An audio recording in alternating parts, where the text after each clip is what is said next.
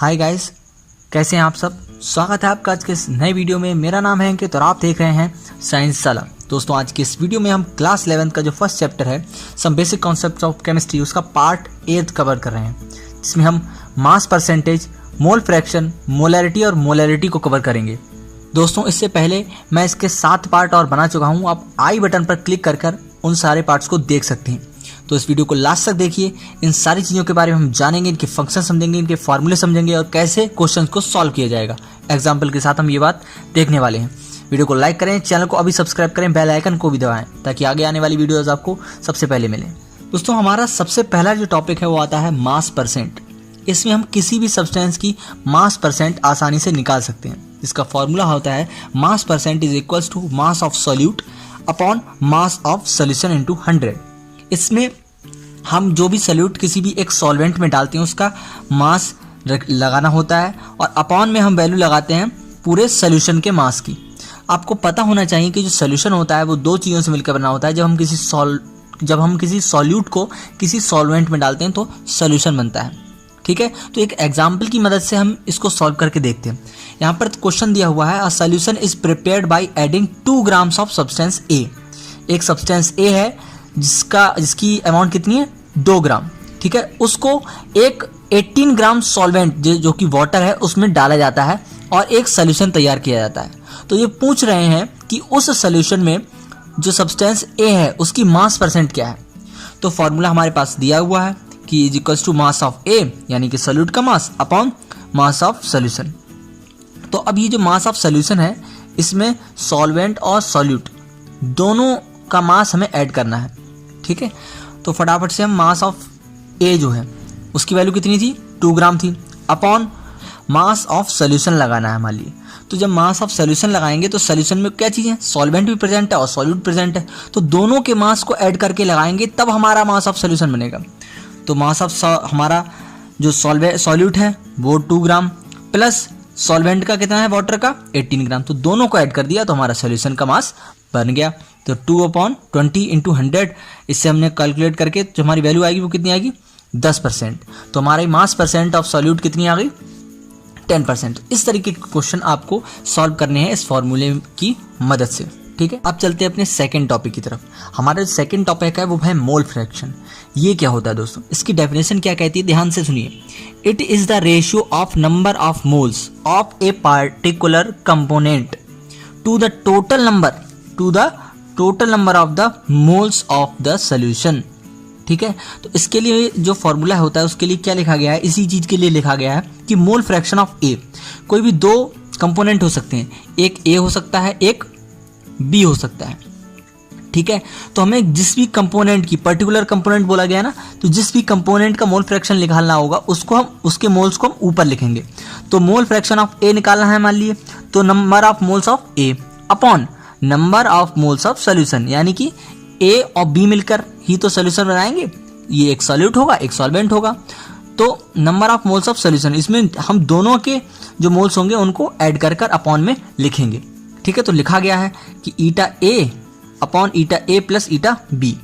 ठीक है, तो ये ईटा होता है, इसे इस तरीके से लिखते हैं। ठीक है, तो ये फॉर्मूला आपके लिए निकालना है जिससे आप किसी भी एक पर्टिकुलर कंपोनेंट के, सॉल्यूशन के किसी भी एक पर्टिकुलर कंपोनेंट का मोल फ्रैक्शन निकाल सकते हैं। ठीक है, तो इसी तरीके से नीचे मोल फ्रैक्शन ऑफ बी लिखा गया है, तो number of moles of B upon number of moles of solution. That's it guys. ये जो सारे नोट्स हैं आप प्लीज़ इनको नोट करते हुए चलें तो आपको ज़्यादा आसानी होगी, हेल्प मिलेगी। अब चलते हैं अपने थर्ड टॉपिक की तरफ जो सबसे ज़्यादा इंपॉर्टेंट है। ठीक है, तो वो क्या है, मोलैरिटी। मोलैरिटी क्या है, it is the most widely used unit and it is denoted by M, capital M. ठीक है, इससे इसे डिनोट करते हैं। It is defined as the number of moles of the solute in 1 litre of the solution. हमारे पास अगर 1 litre solution है, उस सॉल्यूशन में वो सॉल्यूशन कैसे बनाया गया होगा, जब सॉल्यूट को हमने सॉल्वेंट में ऐड किया हुआ। तो ये कह रहे हैं कि 1 लीटर सॉल्यूशन में जितने नंबर ऑफ मोल्स सॉल्यूट में प्रेजेंट होते हैं वो उसकी मोलैरिटी बोली जाती है। सपोज दैट अगर हमने बोला 3m सॉल्यूशन ऑफ NaOH, अगर हमने ये बात बोल दी, इसका मतलब क्या हुआ, इसका मतलब ये हुआ कि NaOH के 1 लीटर सोल्यूशन में 3 मोल NaOH के प्रेजेंट्स हैं। ठीक है, तो इस तरीके से मोलैरिटी को हम समझ सकते हैं। ये देखते हैं अब इसका फॉर्मूला क्या है। इसका फॉर्मूला है मोलैरिटी यानी कि capital M is equals to number of moles of solute upon volume of solution in litre. हमें जो सोल्यूशन होगा टोटल उसका वॉल्यूम लिखना होगा लीटर में, और ऊपर हमारे लिए लिखने number of moles of solute. अब आपके लिए number of moles of solute कैसे निकाले जाएंगे, उसके लिए आपके लिए एक फॉर्मूला बताता हूँ। मैंने पीछे ही बताया रखा था, लेकिन यहाँ पर आपको सारी चीज़ें क्लियर कर दें ताकि आपको न्यूमेरिकल्स में कोई दिक्कत ना हो। तो number of moles of solute निकालने के लिए is equals to mass of solute.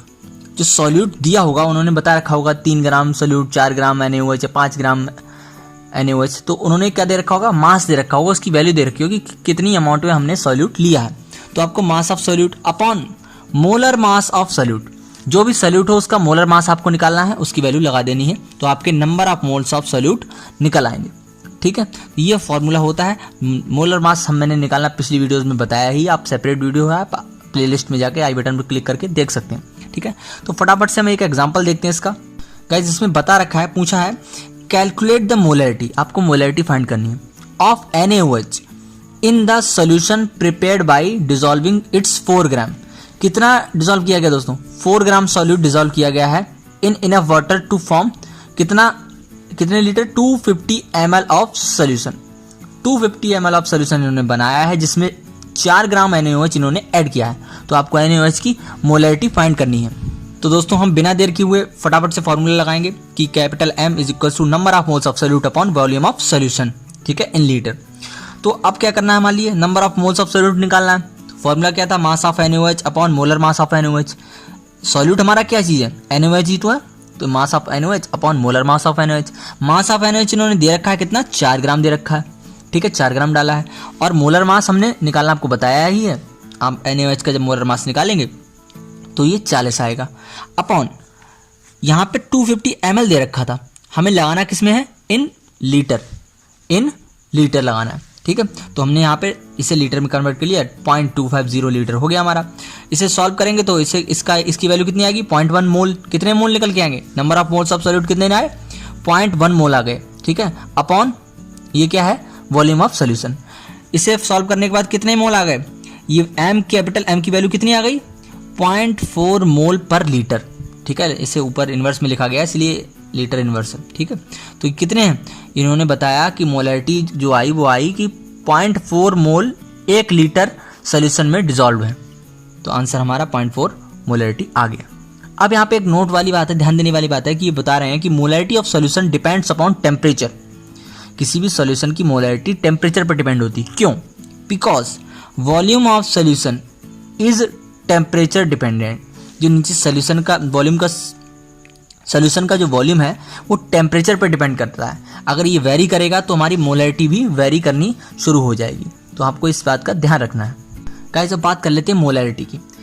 It is defined as the number of moles, यहाँ भी नंबर ऑफ मोल्स है, ऑफ सॉल्यूट, यहाँ भी सॉल्यूट के ही मोल्स हैं, present in 1 kg of solvent. जो सॉल्वेंट है उसकी 1 kg में जितने मोल्स प्रेजेंट होते हैं वो मोलैरिटी बोली जाती है। किसके मोल्स की बात हो रही है, सॉल्यूट के मोल्स की बात हो रही है। ठीक है, तो फटाफट से इसका वो देखते हैं, इसे स्मॉल m से डिनोट करते हैं। और अगर मोलैरिटी के फॉर्मूले की बात की जाए तो number of moles of solute किसमें, upon mass of solvent in kg। ठीक है, हमें किसका मास यहाँ फाइंड करना है, यहाँ पे सॉल्वेंट का मास हमें फाइंड करना है, ध्यान रखना है आपको। ठीक है, क्वेश्चन फटाफट से देखिए। The density of 3m solution, the density of 3m solution, कितने यहाँ पे सोल्यूशन की क्या दे रखी, मोलैरिटी दे रखी, कितनी, 3m दे रखी। ठीक है, ऑफ NaCl इज 1.25 ग्राम पर मिलीलीटर, ग्राम पर मिलीलीटर। तो हमें क्या करना है, calculate molarity of the solution. ठीक है, फटाफट से कैलकुलेट करते हैं। तो हमारे पास क्या क्या दे रखा है, कैपिटल M, मोलैरिटी दे रखी है 3 मोल पर लीटर। ठीक है, अब mass of NaCl in 1 litre solution.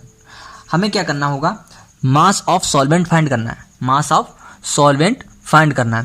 तो इसके लिए ये कैसे फाइंड करेंगे, ये हम ऐसे फाइंड करेंगे कि पहले हम जो सॉल्यूट है, जो सॉल्यूट है उसका मास निकाल लें और सॉल्यूशन का मास निकाल लें। फिर हम सॉल्यूशन के मास में से क्या करें, सॉल्यूट के मास को माइनस कर दें तो हमारे पास बचा हुआ क्या रह जाएगा, सॉल्वेंट का मास रह जाएगा। ठीक है, इजी बात है, अभी करके देखते हैं गाइस। 1 लीटर के सोल्यूशन में हम NaCl का मास फाइंड करेंगे। ठीक है, तो 1 लीटर के सोल्यूशन में कितने मोल प्रेजेंट है, 3 मोल प्रेजेंट है। तो 3 मोल की मल्टीप्लाई किससे कर देंगे, NaCl के मोलर मास से कर देंगे। तो NaCl का मोलर मास कितना है, 58.5। इससे मल्टीप्लाई करने पर हमें क्या मिल जाएगा, मास ऑफ NaCl, जो क्या आया 175.5 ग्राम। ठीक है, अब सोल्यूशन का मास निकालते हैं। 1 लीटर सोल्यूशन का कितना मास होगा, 1 लीटर सोल्यूशन यानी कि 1000 ml मल्टीप्लाई बाई सोल्यूशन हमारा क्या है 1.25। इसकी डेंसिटी कितनी दे रखी है, 1.25 ग्राम पर मिलीलीटर। तो मिलीलीटर में दे रखी थी, इसीलिए हमने 1 लीटर को किस में लिखा, मिलीलीटर में लिखा। इसकी मल्टीप्लाई करने के बाद इसका वेट कितना आ गया, मास कितना आ गया, सॉरी 1250 ग्राम। ठीक है, तो दोनों चीज़ें मिल गई, मान लिए मास ऑफ सोल्यूशन मिल गया, मास ऑफ सॉल्यूट मिल गया। तो अब हम क्या करेंगे, वाटर यानी कि सॉल्वेंट, तो हम देखेंगे कि जो सोल्यूशन है उसमें से हम सॉल्यूट को माइनस कर देंगे तो क्या मिल जाएगा हमारे लिए, सॉल्वेंट का मास मिल जाएगा। ठीक है, तो हमने सॉल्यूशन के मास में से सॉल्यूट का मास जो था वो क्या कर दिया, माइनस कर दिया, बचा क्या रह गया, मास ऑफ सॉल्वेंट इन kg। ठीक है, फटाफट से इसकी हम वैल्यू लगा देंगे। ठीक है, देखिए अब हमने क्या किया, फॉर्मूले में लगा दिया। Number of moles of solute कितने दे रखे थे दोस्तों, 3 मोल दे रखे थे, अपॉन हमने वैल्यू कितनी निकाली थी, मास ऑफ सॉल्वेंट कितनी थी, ये ग्राम में वैल्यू थी, लेकिन हमारे लिए किस में लगानी है, kg में लगानी है। तो 3 पॉइंट इधर बढ़ा लेंगे तो हमारी वैल्यू किस में हो जाएगी, kg में हो जाएगी। ठीक है, तो इसे सॉल्व करने के बाद 2.79 m स्मॉल m मोलैलिटी हमारी निकल कर आ गई। ठीक है, तो इस तरीके से सारी चीज़ों को हम सॉल्व करते हैं। आपको कोई डाउट हो तो आप कमेंट सेक्शन में से ज़रूर बताएं, और अगर आपको इस पर कुछ और न्यूमेरिकल्स एग्जाम्पल्स चाहिए तो मैं उस पर भी वीडियो एक बना दूंगा। तो वीडियो को प्लीज़ लाइक ज़रूर करें, फ्रेंड्स के साथ शेयर करें और रेगुलर ऐसी पढ़ाई करते रहें। मैं मिलूंगा हमारी अगली वीडियो में, तब तक के लिए गुड बाय।